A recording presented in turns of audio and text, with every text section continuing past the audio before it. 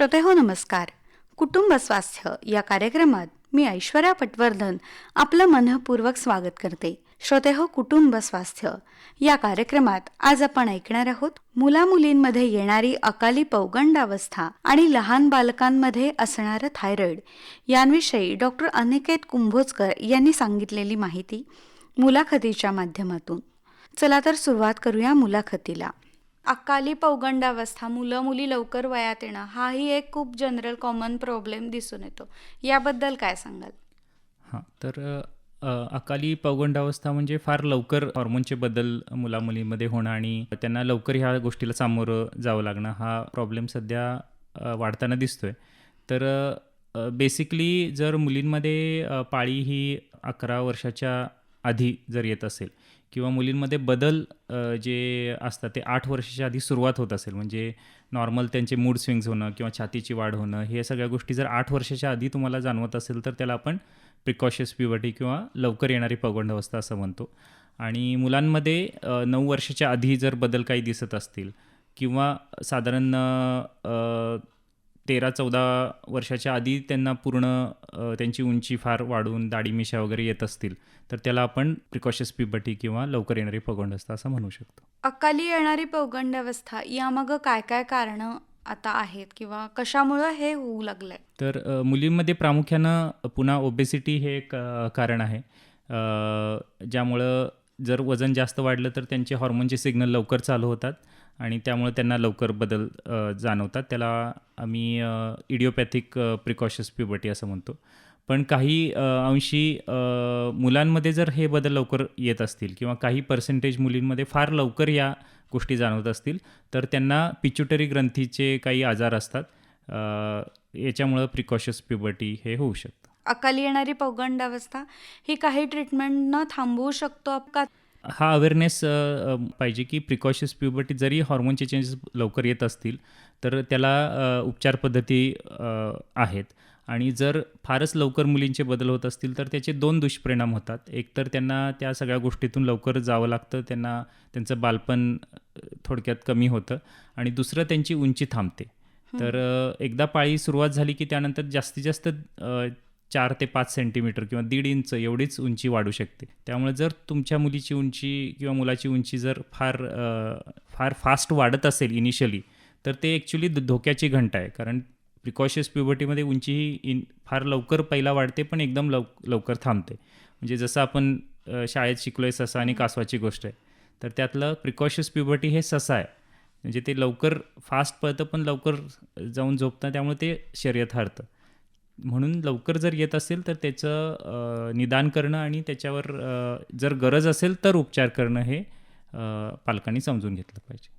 तर त्यासाठी जर हे लवकर येत असेल तर त्याला काही इंजेक्शनची ट्रीटमेंट उपलब्ध आहे, जेणेकरून आपण ते स्टॉप करू शकतो आणि योग्य वेळी ज्यावेळी त्या मुलींचं मानसिक स्थिती व्यवस्थित आहे त्यावेळी आपण ते इंजेक्शन स्टॉप केले की परत ती पौगंडावस्था नॉर्मली पुढं जाऊ शकते. सर, अकाली येणारी पौगंडावस्था ही अनुवंशिक असते का?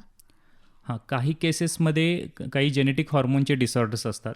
जसं मुलांमध्ये ॲड्रिनल ग्रंथीचा एक प्रॉब्लेम असतो, ज्याला आपण कंजेनिटल ॲड्रिनल हायपरप्लाझिया असा आजार असतो. जर आईवडिलांचं लग्न नात्यात असेल तर या आजार होण्याची शक्यता जास्त मुलामुलींमध्ये असते. यामध्ये ऑटोनॉमसली म्हणजे ब्रेनचे सिग्नल नसतानासुद्धा यांचे हॉर्मोन्स हे लवकर चालू होतात आणि त्याचं निदान योग्य वेळी करणं फार गरजेचं आहे. कारण हे CAH नावाचा जो आजार असतो तो जन्मापासूनच त्याची लक्षणं असू शकतात आणि जर ती योग्य वेळी डिटेक्ट झाली मुलांचं नॉर्मल आयुष्य होऊ शकतं. पण जर ह्याचं निदान लवकर नाही होऊ शकलं तर ही भरपूर मुलं ही साधारण 2-3 आठवड्यात अचानक आजारी पडून ही दगावतात आणि त्यांना वाचवणंचं एकच उपाय आहे की त्यांना लवकर जन्मानंतर जर असे प्रॉब्लेम असेल तर स्क्रीनिंग टेस्ट करून हा आजार आहे की नाही हे तपासणं गरजेचं असतं. अगदी नवजात बाळांमध्ये हा आजार आहे, याची लक्षणं काय दिसून येतात? तर नवजात बाळांमध्ये लक्षणं फारशी नसतात, त्यामुळे आपल्याला स्क्रीनिंग टेस्ट त्यांची करावी लागते. त्याला 17 हायड्रॉक्सीप्रोजेस्टेरॉन नावाची एक टेस्ट असते, जी सगळ्या प्रगत देशांमध्ये, जिथं इंग्लंडमध्ये मी प्रॅक्टिस केली तिथं आम्ही सगळ्या लहान मुलांमध्ये जे जन्माला येतात त्यांचं 3-4 दिवशी हे हॉर्मोनची तपासणी करून ते नॉर्मल आहे की नाही हे खबरदारी घेतो. तसंच आपण आपल्या देशामध्ये जर आपण ते चालू केलं आणि सगळ्यांना अवेअरनेस वाढवला तर गायनेकोलॉजिस्ट हे प्रेग्नन्सीमध्येच काउन्सिलिंग करू शकतात की असे असे आजार आहेत ज्याची लक्षणं येऊ शकत नाही, त्याची स्क्रीनिंग करणं गरजेचं आहे, ज्यामध्ये थायरॉईड आणि हे ॲड्रेनल ग्रंथीचा आजार ह्याचं स्क्रीनिंग हे 3-4 दिवशी बाळांमध्ये आपण जर केलं तर ते निदान होऊ शकतं. ही जी अगदी नवजात बालकांमध्ये टेस्ट आपण केली तर अकाली येणारी पौगंडावस्था आपण तिथंच ओळखून रोखू शकतो. तर ही टेस्ट कोणकोणत्या बाळांमध्ये करणं जास्त गरजेचं आहे? तर फॅमिली हिस्ट्री जर असेल, म्हणजे आईवडिलांचं लग्न जर नात्यात असेल किंवा पूर्वी बाळ जन्माला आलं आणि ते अचानक ते दगावलं आहे असं काही हिस्ट्री असेल तर अशा हायरिस्क केसेसमध्ये तर ह्या सगळ्या बाळांमध्ये ही टेस्ट केली पाहिजे. पण ॲक्च्युली स्क्रीनिंग टेस्ट याचा अर्थ असा आहे की प्रत्येक बाळामध्ये काही तपासण्या ह्या अशा असतात त्या त्यांच्या झाल्याच पाहिजे, ज्यामध्ये जसं मी बोललो की थायरॉईड आणि ॲड्रेनल ग्रंथी यांची तपासणी ही सगळ्या जन्मजात बालकांमध्ये झाली पाहिजे. कशासाठी? की त्यांना तो आजार नाही आहे हे आपल्याला समजण्यासाठी. एखाद्या नवजात बाळांमध्ये हा आजार दिसून आला तर त्याला ट्रीटमेंट कुठल्या पद्धतीनं केली जाते? जर नवजात बालकांमध्ये हे ॲड्रेनल ग्रंथीचा जर किंवा थायरॉईडचा जर आजार दिसला तर आपण त्यांना योग्य वेळी त्यांना गोळी किंवा औषधाच्या रूपात ही ट्रीटमेंट आपण चालू करू शकतो. निदान लवकर झालं आणि लवकर ट्रीटमेंट त्यांची चालू झाली तर त्यांचं पूर्ण वजन, उंची, वाढ आणि पुढचं आयुष्य हे नॉर्मल होऊ शकतं. पण ही ट्रीटमेंट ही लाँग टर्म असते, कारण जर जन्मजात त्यांना प्रॉब्लेम असेल तर हे हॉर्मोनचे घटक त्यांच्या शरीरात कमी असतात आणि ते परत स्वतःहून तयार होण्याची औषधोपचार अजून आपल्याकडे उपलब्ध नाही. आत्ता आपल्या बोलण्यात आलं की लहान बाळांमध्ये थायरॉईड, तर याचं प्रमाण भारतात कितपत आहे आणि ते कशा पद्धतीनं दिसून यायला लागले आता? तर दर 1000 बाळं जे जन्मतात त्यापैकी एक किंवा दुसऱ्या बाळाला थायरॉईडचा आजार असू शकतो. त्याला आपण कंजेनायटल हायपोथायरॉइडिझम असं म्हणतो. आणि साधारण साऊथ इंडियामध्ये थोडंसं प्रमाण 900मध्ये एका बाळाला असं आहे, नॉर्थ इंडियामध्ये 1100मध्ये एक आहे, पण साधारण 1000 बाळांमध्ये एका दुसऱ्या बाळाला हा जन्मजात थायरॉईडची समस्या ही असू शकते. सर, नवजात बाळाला थायरॉईडची टेस्ट करणं गरजेचं आहे, हे कधी लक्षात येतं?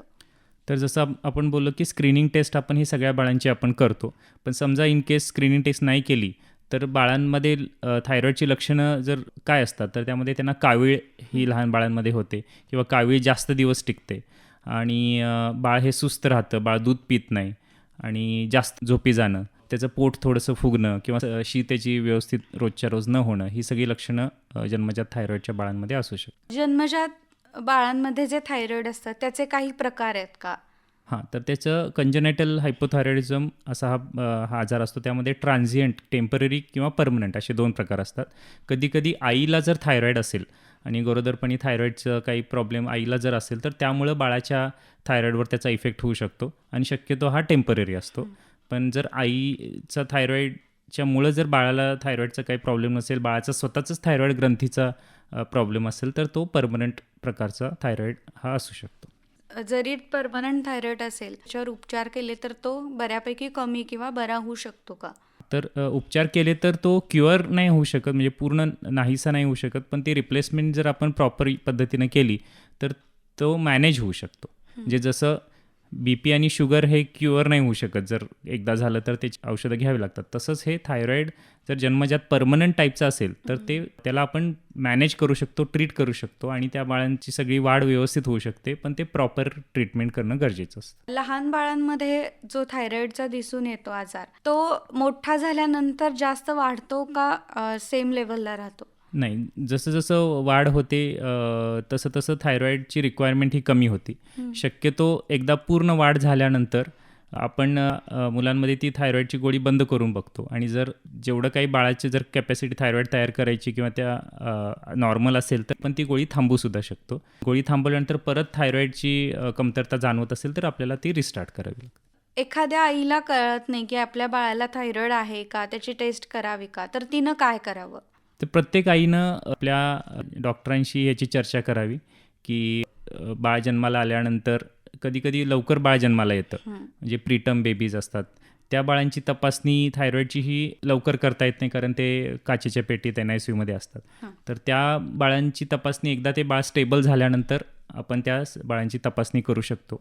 पण जर आपल्याला इन जनरल अवेअरनेस असेल की थायरॉईड हा बाळांमध्ये होऊ शकतो तर ही चर्चा आपण आपल्या डॉक्टरांशी करून योग्य वेळी त्याची स्क्रीनिंग टेस्ट करून घेणं हे त्या आईची जबाबदारी आहे.